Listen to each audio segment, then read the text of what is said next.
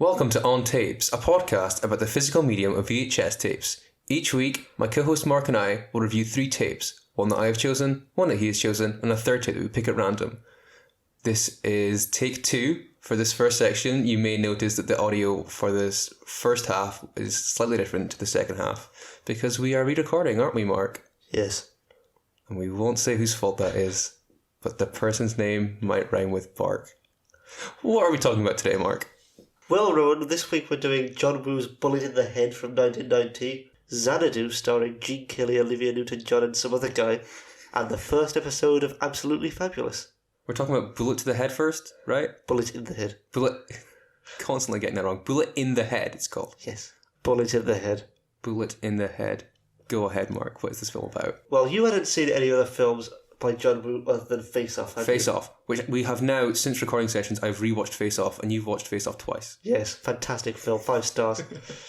So, Bullet in the Head is a lot less famous than Face Off. It's a lot less famous than his more famous Hong Kong films as well, like Hard Boiled and The Killer. And I've seen The Killer as well. I've seen Hard Boiled. You haven't seen any of them, except for Bullet in the Head. The best one. Yeah, fair enough. And Face Off, the best one. So there's a big reason why Bullet in the Head is not as famous, and I'll tell you why now. So John Woo had directed a few action films in the 70s with Jackie Chan, but was mostly known for his comedies, and his career was taking a bit of a nosedive and he wasn't sure what to do. Then he met Choi Hawk, and Choi Hawk is kind of, he's been called the Asian Spielberg. He's kind of the main man in Hong Kong at the time, and if you want to get into Hong Kong action cinema, he's going to be one of the names you'll definitely have heard of. So Choi financed A Better Tomorrow, which was kind of the genesis of all of that John Woo stuff that you think of when you think John Woo. The gunfights, the bloodshed, the sort of grandiose themes, jumping around, shooting 2 guns at the same time. All that great stuff.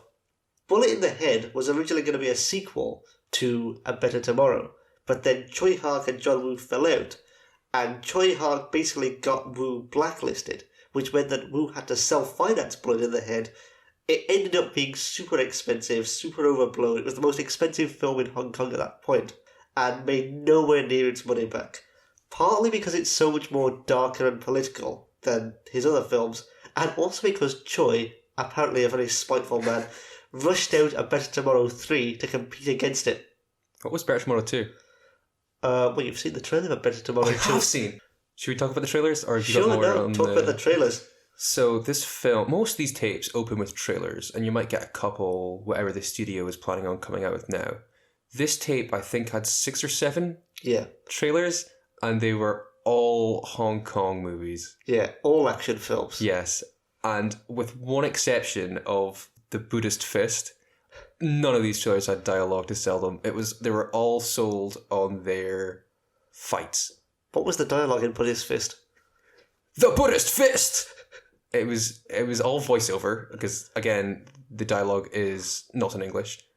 And the voiceover just kept repeating the name of the film and then naming the entire cast by name, the actors. I can imagine being into Hong Kong films like this and thinking, I need to see all these films. Mm-hmm. And need to get all of these films on tape. Like a checklist? Yeah. That kind of goes hand in hand with the box for this tape. Yeah, the box has like how it's something you would use as a guide almost if you were hardcore into these Hong Kong action films back in the day.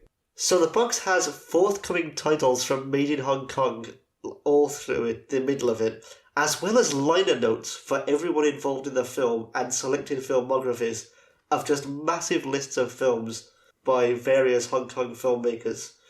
One of the liner notes in this is for Tony Leung, but it's not the Tony Leung Chu Wai, the actor who was in Bullet in the Head.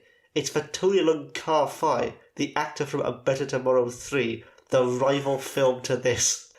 I guess, they've got the same name, basically. In Hong Kong, they're known as Big Tony and Little Tony.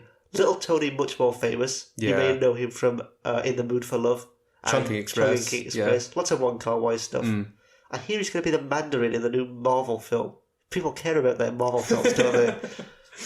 We're relating to you. I'm leaving that in. So that's a sad mistake that kind of feels extra harsh on John Woo that his rival film has been incorrectly added to this. They really did him no favours in this. But in saying that, he went on to have the career that he did. Yes, it does say from the director of Broken Arrow. Yes, so this tape, what year was this actual tape? I think 95 or 96. Yeah, Broken Arrow, mid-90s. Hadn't got 96 this came out. He hadn't got to that peak of Mission Impossible 2 yet. This is a great box. I like this, on the spine of this tape, the certification of 18 is a blood splatter.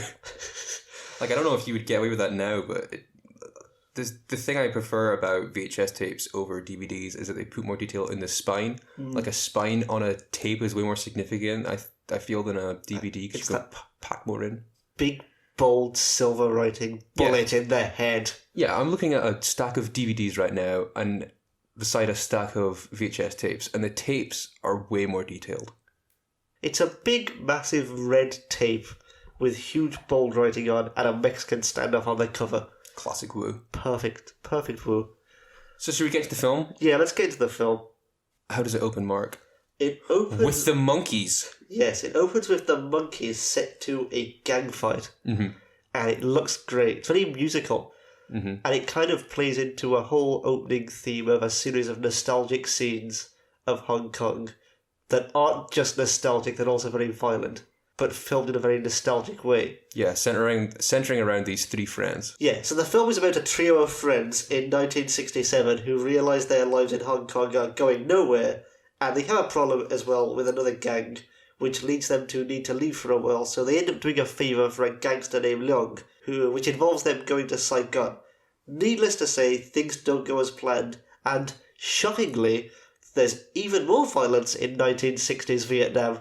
There's a big plot involving a box of gold, a hitman who's in love with a singer who works at Long's bar, and eventually they end up being captured by the Viet Cong, and essentially their friendship ends up in tatters. Yes, we won't specifically spoil why. But, it's classic John Woo themes of friendship, betrayal, and the cycle of violence. Mm-hmm. Did this film remind you of any other films, Ron? Funny you say that. Immediately, as soon as they actually go to Vietnam, I was just getting big Deer Hunter vibes from it. Yes, the plot is basically the Deer Hunter. It opens with a wedding, even. Yeah, yes, it does. In the early scenes. Yeah, early in the film, it begins the wedding. And the whole themes of experiences in Vietnam changing these people forever due to their experiences there. Yeah, but I think one of the big differences is that in this film, there's a lot of violence in their homeland as well as in Vietnam. True. And when they go back home, there's even more violence. Yeah, because not to spoil anything, there's a section of the film does wind up back in Hong Kong. Yes. And there's obviously a final set piece in Hong Kong. Yes. Well, I think... Go on. I think obviously this film is... The Deer Hunter to me doesn't feel that explicitly political as Bullet in the Head, which really wears its themes on its sleeve. I mean, it revolves around a box of gold for the first part, and the part of the themes is about how capitalism and violence are kind of intertwined, mm-hmm. and how, just violence is everywhere and violence begets violence and so on and so on. The society itself kind of reflects in the characters, just the volatile society at that time contributes to these characters, like volatility is baked into them. Yeah, there's a lot of heightened emotion in the film mm-hmm. for that reason. And, you didn't like the Vietnam landscape very much. No, I just prefer, I don't know, maybe it's because I like Hong Kong as a city. And, I mean, it's kind of become a cliche now because it's been referenced in so much sci-fi things with the whole look of Hong Kong. Yeah. Like Hong Kong at night.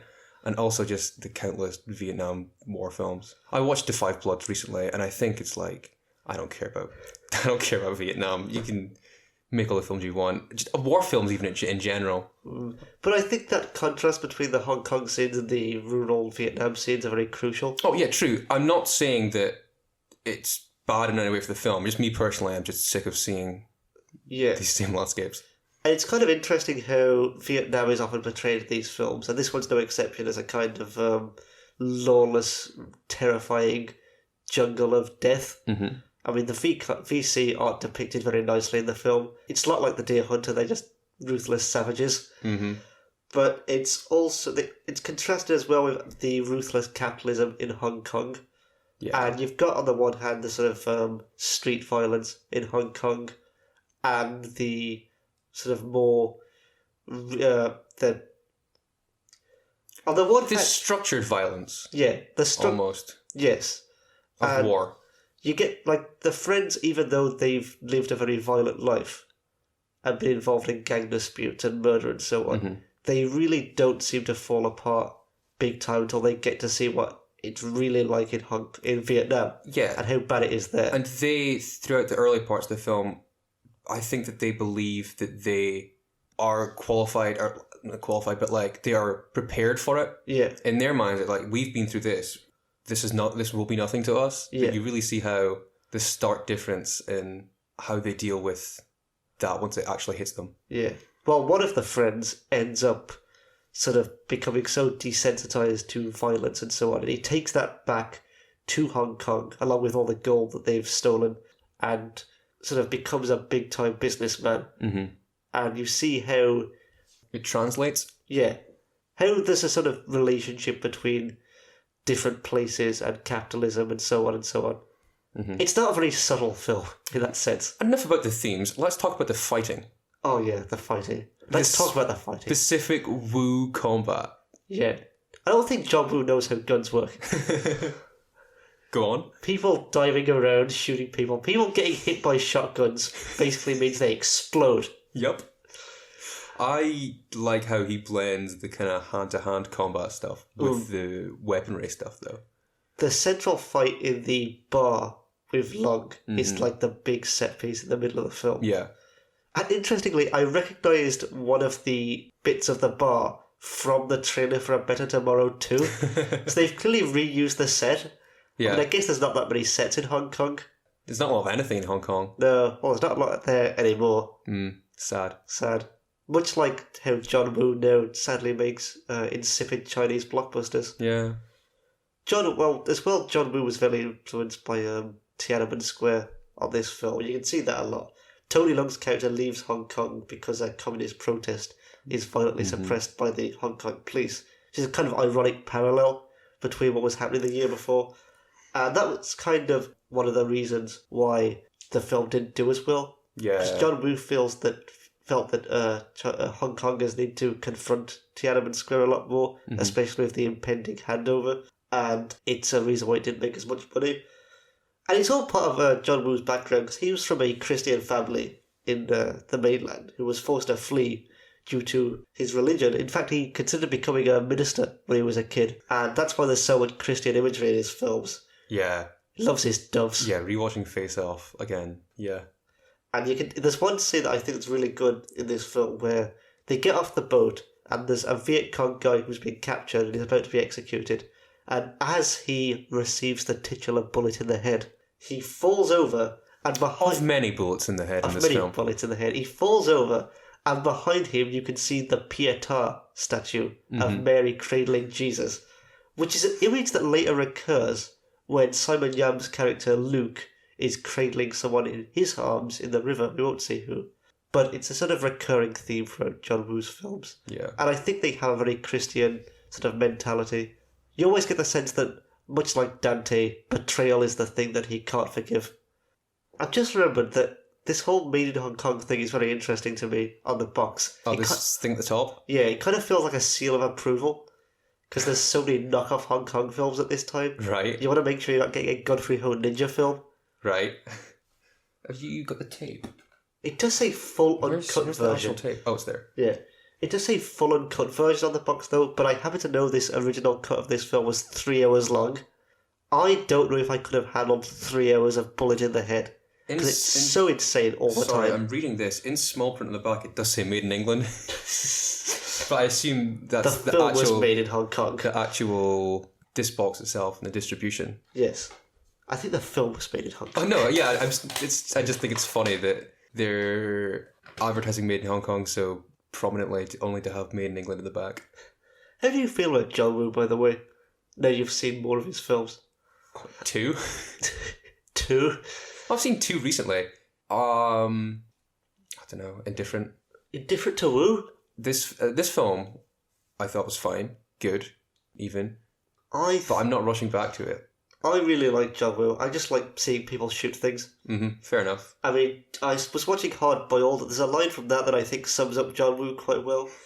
Give a man a gun and he thinks he's Superman. Give a man 2 guns and he thinks he's God. That's John Woo. Yeah. Yeah, watching Face Off again reminded me how much I liked that film. Yeah. It's a film I've seen maybe like 3 times, but I haven't seen it in maybe like 5 years. Do you think you prefer like the films that the Hong Kong directors made after they moved to America? Many of which Who were are you with lumping in with that? Choi Hark made a few GCVD films. For some reason, they all ended up working with Van Damme. I mean, I haven't seen... You want to see Double Team? Yeah, when I'm thinking about Van Damme films I've seen, I just think of like Sudden Death. A Hyams film. As far as I know, not from Hong Kong. A character very much on the same level as... But I feel like the West really took to this John Woo style. Yeah, but at the same time, it's the actors who are in these films aren't martial artists. In which films? In like Face Off, compared to like a lot of the actors who would be in your Hong Kong action films, like Jackie Chan. Oh yeah, sorry, this is just reminding me. This is so off topic, but we were watching Face Off. There's a scene. It's towards the end. Slight spoilers for Face Off. Towards the end, they're on a boat. Yeah. And the stunt doubles look nothing like the John Travolta, Nicolas Cage. Yeah, they've got hair for a start. Oh yeah, sorry, I may cut that, but I had to get it out. But no, I think the West took to his films quite strongly. Yeah, I mean, he obviously had a great career over here. Well, The Killer was a lot bigger in the West initially than in Hong Kong. Sure. I Bet Tomorrow was the big one in Hong Kong, but then later on he sort of took off. I tell you who else is a big fan of John Woo films in the West? The Wu-Tang Clan. I was hoping you'd get back to this. So Raekwon's Only Built for Cuban Links. Great album. Samples dialogue from The Killer, I assume the English dub. And John Woo was so honoured by that, he refused payment. What a guy. What a guy. What songs? Was it? Just all through the album. Okay. Anything else you want to mention? Or should we John move Woo, on? He's really cool. Good. And now here's something we made earlier. Mark, what's our second film today? The second film today, Rowan, is Xanadu, starring Gene Kelly and Olivia Newton-John and that other guy, Michael York. Yes, Michael Beck. Michael Beck. Michael York is quite different. Who you earlier called a nobody. Yeah. Did you not recognise him? No. Really? Yeah. Not even with the vest? No. Who is this man? He's the... Is it Beck? I think he's the main guy in The Warriors. Oh! I'll be honest with you. The characters in The Warriors aren't known for emoting. Yeah, true, but they all have a kind of look. And he's the leader. They kept having him... He's no David Patrick Kelly, not David Hyde Pierce. They had him in a vest the whole time, which I thought was like reminiscent of his look in that film. I'll be honest with you, I so doubted Xanadu a lot. Let's get into it. Yeah, so what do you make of the film overall? Right, so Xanadu is a film about... Right, correct me if I'm wrong here. Xanadu is a film about a struggling artist played by this warrior Yes. who is having an artistic block and rips up his paper into pieces, and then the muses from Greek mythology come down and decide to help him, and one of them, played by Olivia Newton-John, befriends him, and they together decide to... Well, he's already befriended Gene Kelly at this point, who later turned out to be Zeus. Spoiler. And Olivia Newton-John and him decide to... Is he Zeus? Isn't he? I think he's Zeus. I thought he was just some old guy. No, he's Zeus. Okay. Yeah, and Olivia Newton-John and this guy decide to purchase a building and turn it into a roller skate disco rink. The end? And then she goes back to Olympus or something. Yeah. Great film. I love this film. Awful film. No, this is a masterpiece. What were your gripes with it? Your main gripes? Just a load of gibberish, isn't it? It's awful. Why? Right, so Xanadu is named after Kublai Khan's palace, Their depiction of that is a roller rig. Yeah. Mark, it's 1980. It's no Citizen Kane Xanadu. I did like how it opened with the classic Universal logo. Yes. With like a spaceship floor around it.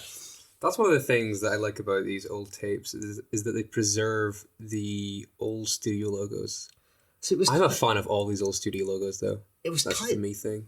Yeah, it kind of fits in with the fact the film is kind of an homage to classic 40s and 50s musicals, but mixed with the lens of contemporary pop music. Well, interestingly, By ELO. So I was doing my dissertation a few months ago. I was doing it about nostalgia in cinema. And a lot of the readings that I was going through kept referencing the 50s as the first kind of point where culture itself, and more specifically Hollywood, were obsessed with. But in this film, it goes further back to the 40s. Yeah. Which is interesting because then it seems like in the 80s there was more of a revival of the 50s. With your Back to the Futures and even just like the whole nuclear family being like a point of nostalgia. Yeah, Gene Kelly is apparently nostalgic for the war. Yeah. The good old days. You know. Gene Kelly, I must say, I hate him. He looks as smug as he ever did in this film, including on the box. Yeah, can we talk about this box? Look at him there, grinning away like an idiot. So in this film, the romance is between Michael Beck and Olivia Newton-John. Who's Michael Beck? Exactly. Because this box just has... It looks as though Gene Kelly and Olivia Newton-John are a couple. Yeah. Does it not? Yes. They look like they've de-aged him slightly to make that less weird. He didn't look that bad, if I'm being honest. No. I mean, he looks awful as he always does. Olivia Newton-John has no emotion. Did you not appreciate that everything about this was a bit off and stilted? Like, I get that, maybe if you like your bad taste, awfulness, you'd like it. But it's so lacking in vitality and life. No. The musical numbers. Right, the musical numbers are awful, and I'll tell you why. No. Right, no. Let me just get it out. Right. He films all of the musical numbers really low.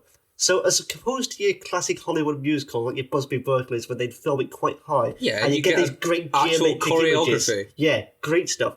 With this, everyone looks squished together. It's a TV movie. You can't tell what's going on. It's shot like it's for TV. Exactly, it's awful. It's the 80s, Mark. They were trying shit. That's just what the 80s was. There's no life to it. So did you have a favourite song, at least? The title song? Xanadu?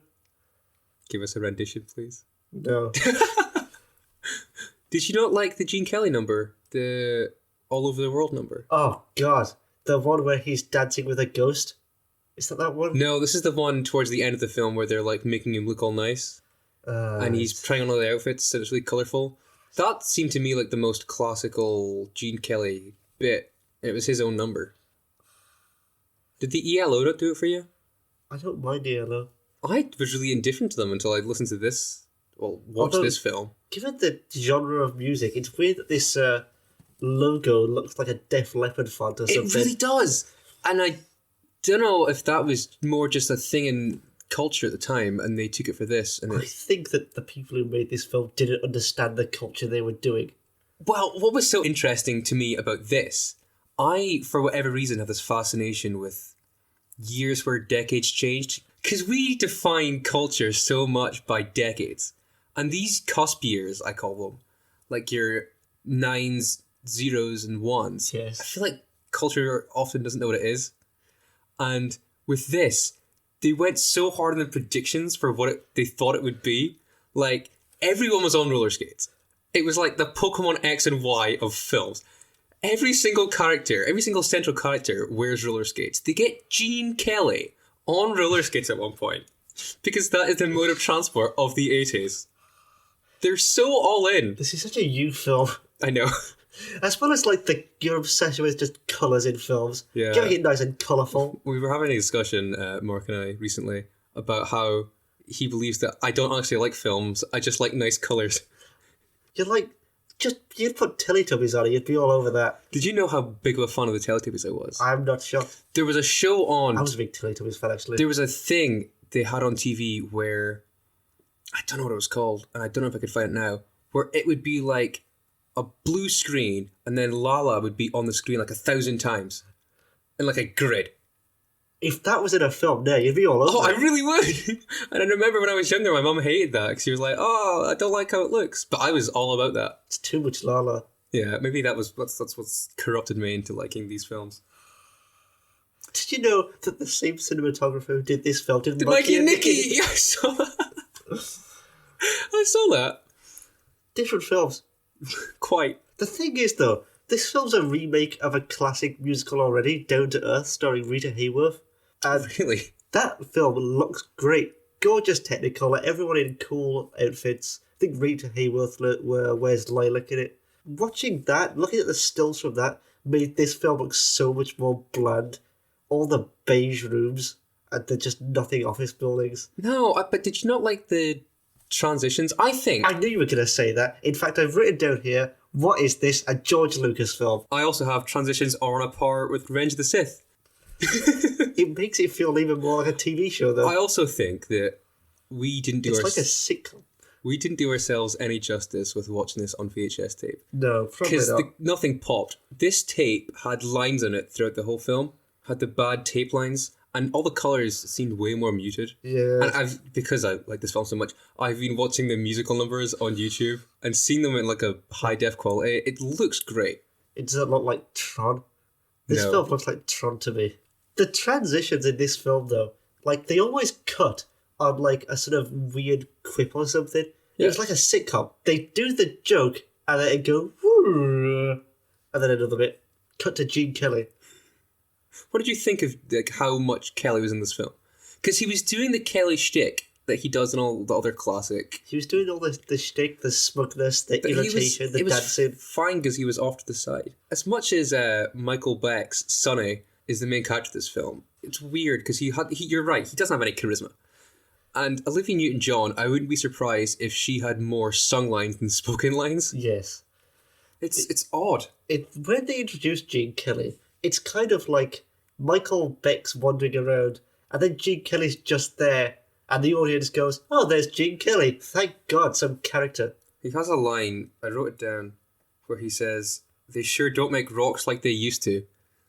And it seems like there's another self-referential bit, going back to you saying how this isn't like a lot of other old musicals, because it's part of the plot.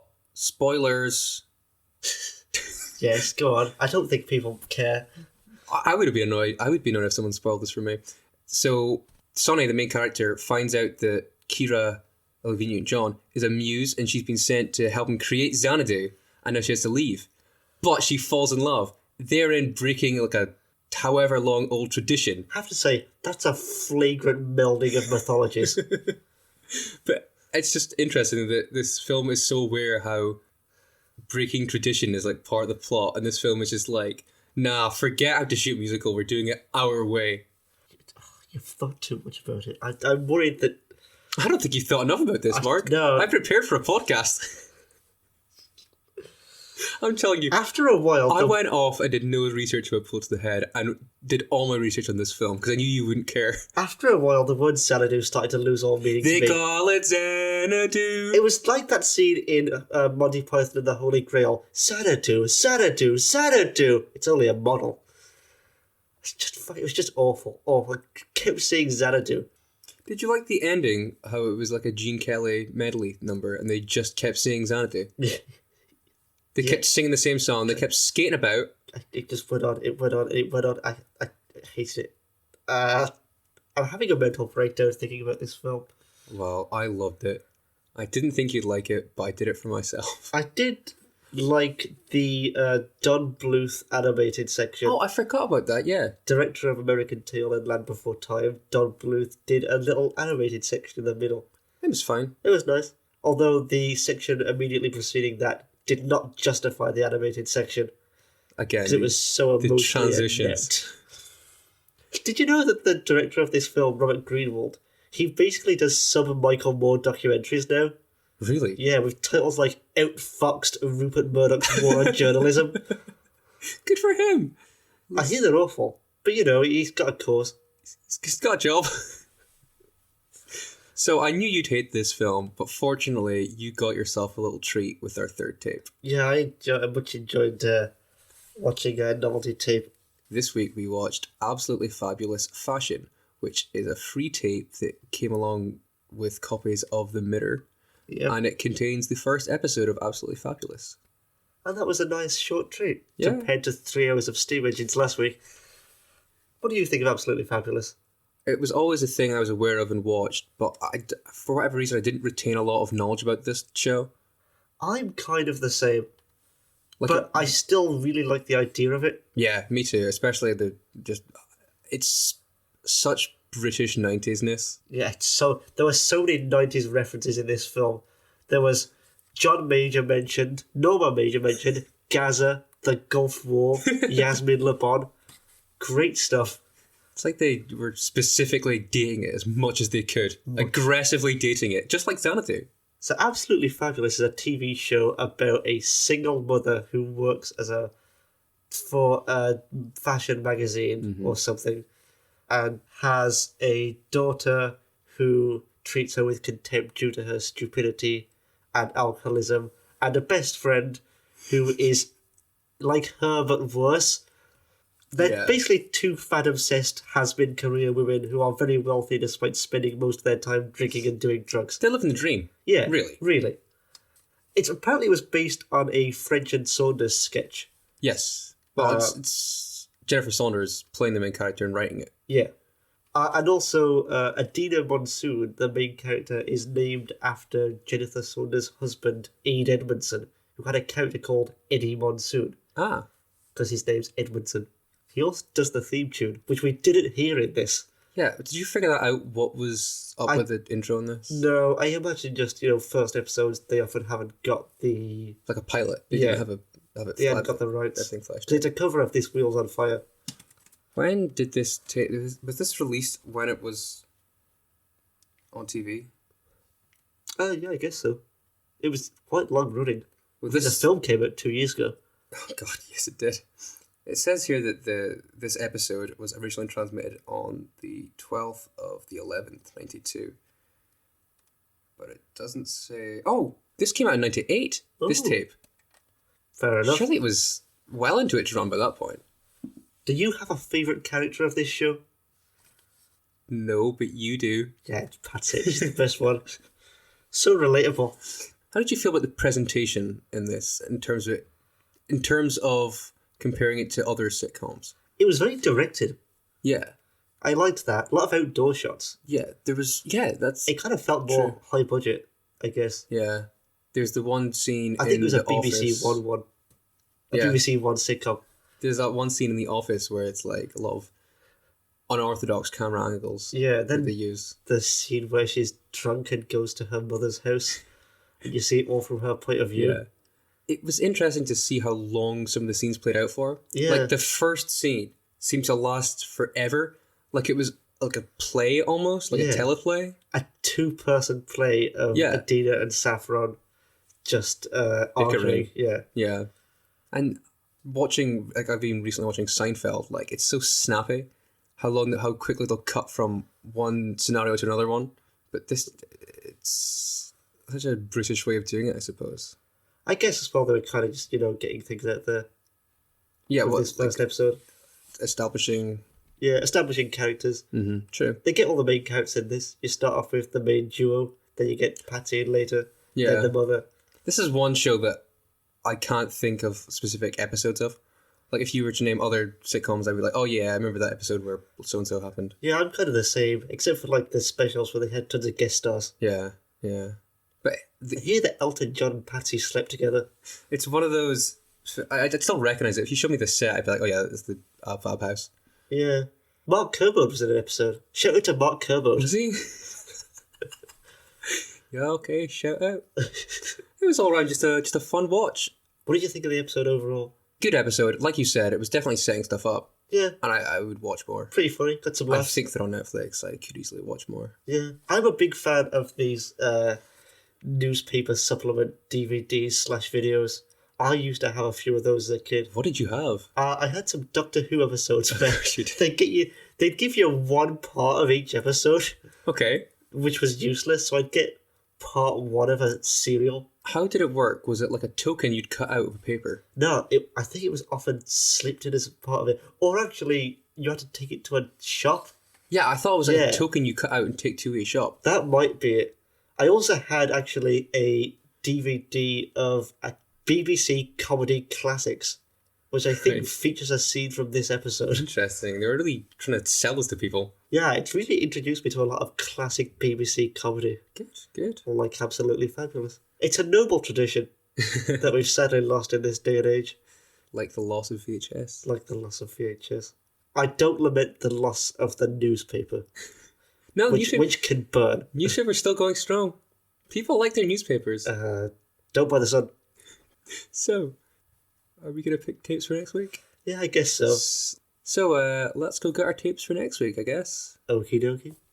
So, Ro, what you got for us? Am I going first this week? Yeah.